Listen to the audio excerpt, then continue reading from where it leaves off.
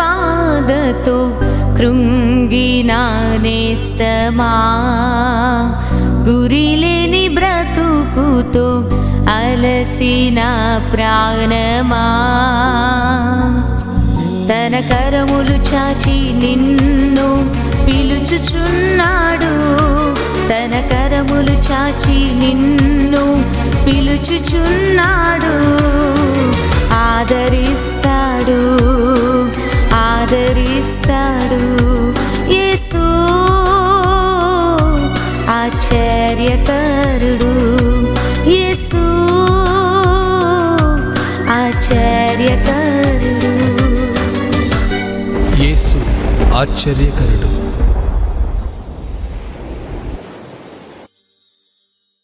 Praise the lord.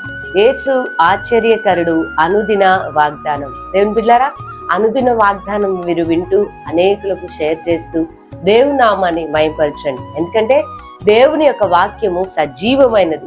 ఆ మాట ఎంతమంది వింటారో వారి జీవితాల్లో, వారి కుటుంబంలో దేవుడు ఆశ్చర్యమైన కార్యాలు జరిగిస్తాడు. కాబట్టి ఉదయ కాలంలో దేవుని వచ్చే వాక్యాన్ని చదువుకుందాం. రోమీలకు రాసిన పత్రిక 8వ అధ్యాయం 28వ వచనాన్ని చదువుతున్నాను.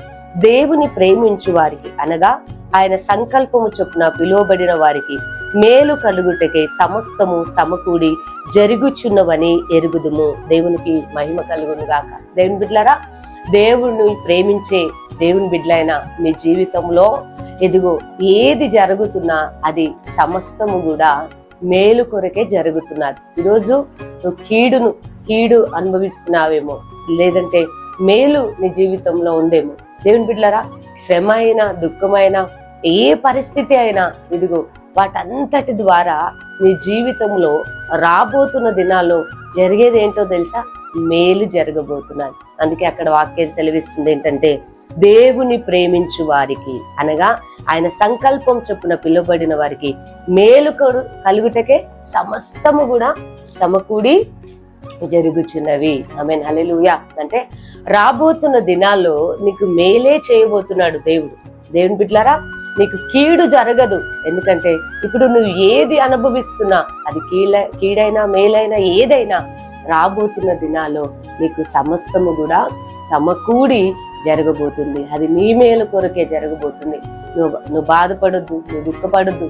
అయ్యో నా పరిస్థితి మారదేమో, ఇక నా జీవితంలో నేను సంతోషకరమైన దినములు అనుభవించలేనేమో, మేలు నేను చూడలేనేమో అని నువ్వు అనుకోవద్దు. ఎందుకంటే నువ్వు దేవుని ప్రేమిస్తున్నావు, దేవుని యందు భయభక్తులు కలిగి ఉన్నావు గనుక నీకు మేలు దేవుడు చేయబోతున్నాడు. ఏది జరుగుతున్నా, ఇప్పుడు నువ్వు ఏ సిచ్యువేషన్ లో ఉన్నా, దేన్ని అనుభవిస్తున్నా, ఏ బాధ నేను చుట్టుకొని ఉన్నా, నువ్వు బాధపడొద్దు.